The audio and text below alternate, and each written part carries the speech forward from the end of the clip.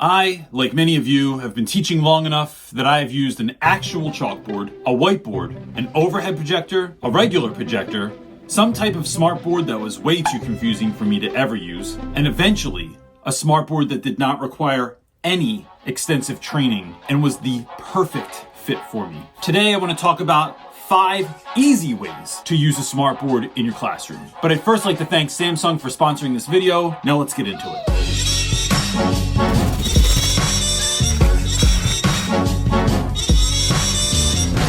I like to think I'm a pretty tech savvy dude.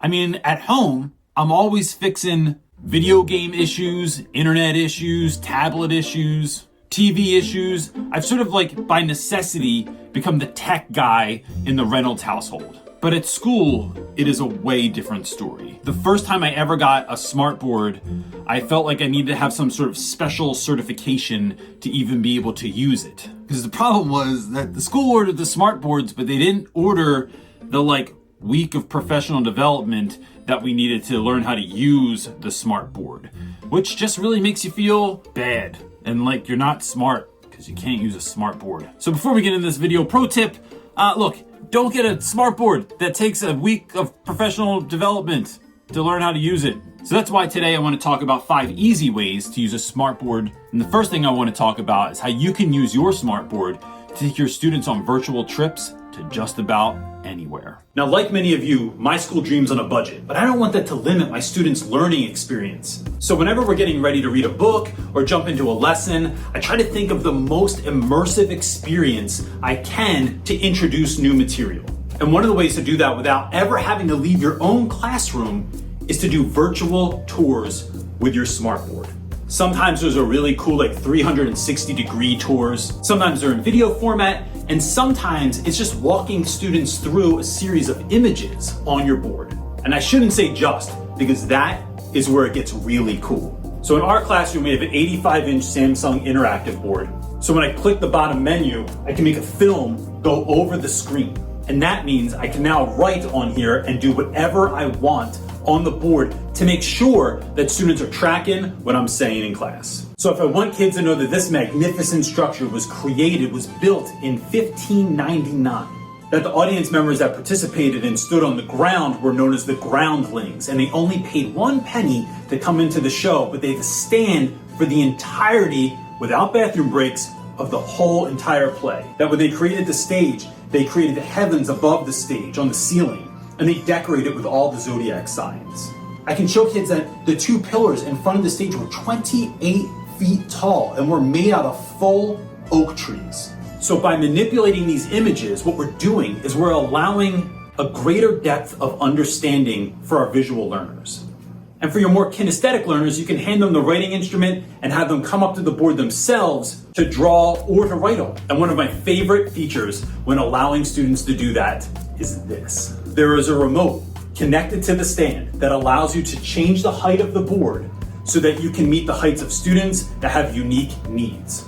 Something extremely surprising to me in doing virtual education over the last year and a half has been that I really thought our whole team had this sense that kids that grew up with technology would know intuitively how to use technology. And the fact is, that's not true. They know how to tap, they know how to swipe, but navigating websites was not always easy. And so it was walking kids through that constantly so they could get a grasp of what was being asked and what they needed to do.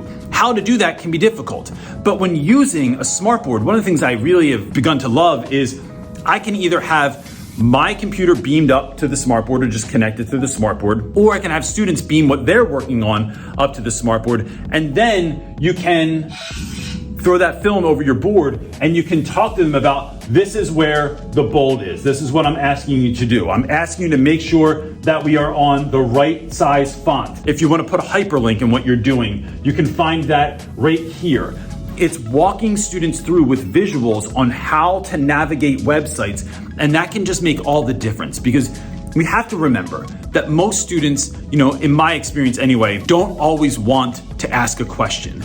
But studies have shown that if one student has a question, it is likely that 90% of your class has the same question. So if we can get through that quickly with students, and empower them by showing them exactly how to use the technology in front of them, we are helping them to find a greater level of success when doing any particular activity in class. And since technology should just be a tool in the classroom, it is something we're using to help students find a level of success, we want them to be able to use it adequately. So I just love that idea of like throwing something up on the board, being able to draw on it, being able to navigate kids through it, having a visual that then stays there for the remainder of the class in case anyone needs anything. And if a kid is having a particular tech issue in your class, having them beam it up to the board or connect it to the board and being able to walk them through like what they're seeing on their end might help a number of kids also. And again, it's about empowerment. You're putting the power in the hands of the student, letting them use the tools appropriately, and then moving on to find success in everything that they're doing. And since we're talking about beaming, there's actually a lot of beaming going on here right now. I feel like we're in Star Trek or something. There's this great idea too where you can have students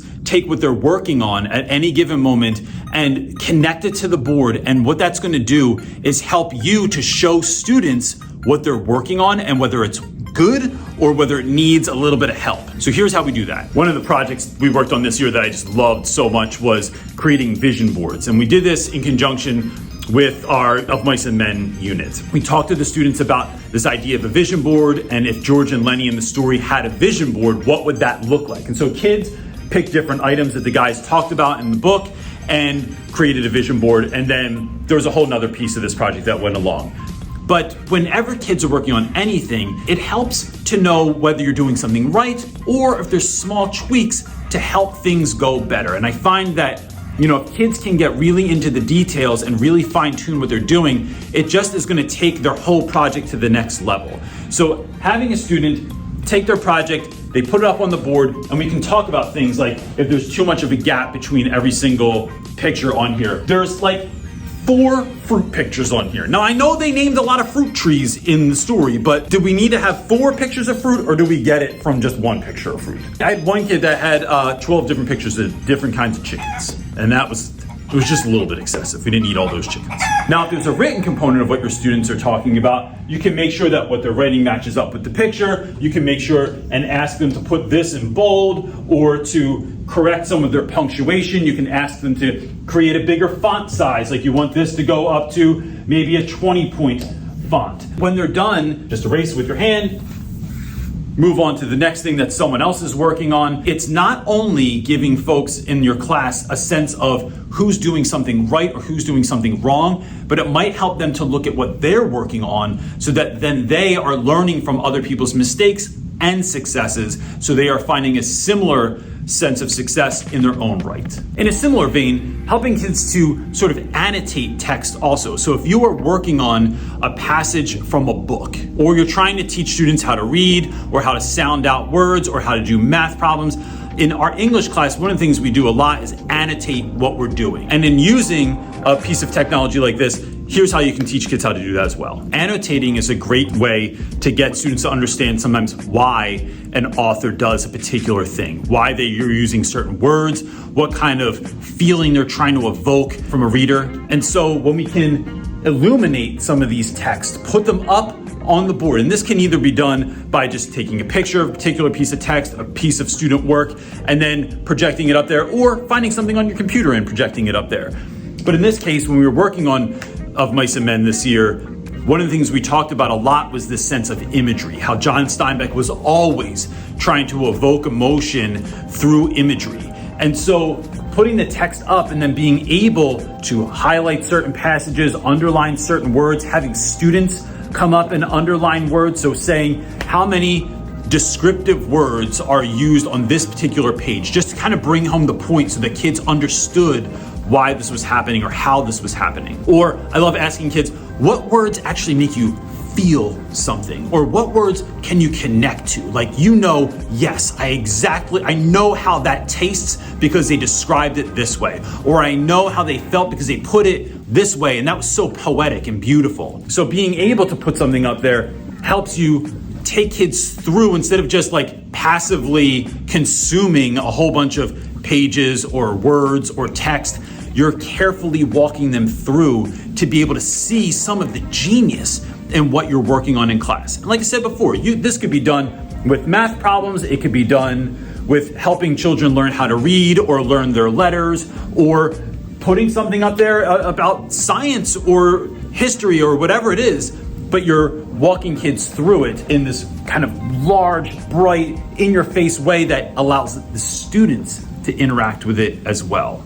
Now, this next idea doesn't look like education, but it is. Look, school, there are long days. My students go to school from 8 to 4 every day. There are no breaks to like go outside. We don't have gym class. It is literally working all day. So one of the things I try to do is I open up my classroom for lunch.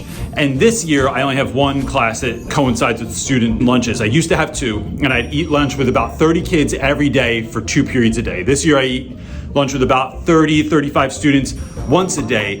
And when we're not just talking about stuff, we're not just creating a safe space for kids to just hang out, to be with one another, to talk about whatever new show is on or movie that's coming out. One of the things that we do is we either play video games on this enormous board, which I'm gonna say is one of my favorite things. When we were all at home, it was a really fun thing to play Xbox on, but I have this old school Atari, and I will hook it up and I challenge kids at old school games like Pitfall and Asteroids and Pong. And that's a really great way to sort of like take a break from the reality of school for a moment, to not feel like you have to study every single moment, to feel like you have to be learning and be on every single moment.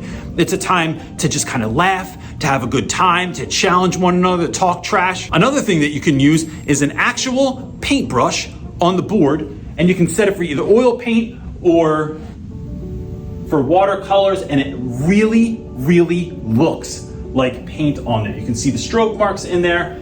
And this is really great for students that love to draw, or for kids that are having a hard day. They always ask to if I either have a paintbrush, or I have a stylus also that works on there with a blunt end and a skinny end, and kids will draw pictures. We use this in class as well to kind of like show images of what a particular part of a story would look like, or if you project an island up there, where in Lord of the Flies are the boys on the island at any given moment. But the painting feature has been so nice for my students to just draw on or paint something on there. Sometimes we'll even put a picture up there and they'll enhance that picture.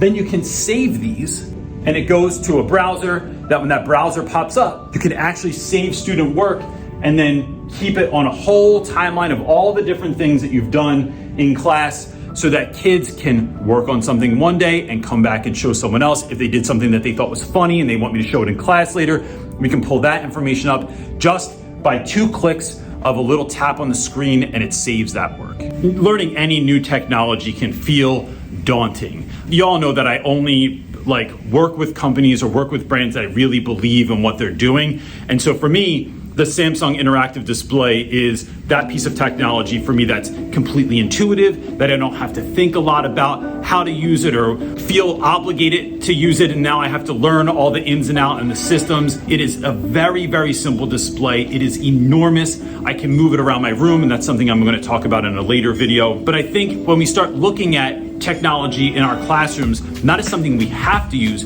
but how can this be a tool to enhance learning, to help students find a level of success that they might not otherwise. Please make sure you hit the thumbs up and you hit the subscribe button, because what that's going to do is, look, what we're trying to do here is help teachers be the teachers they're called to be.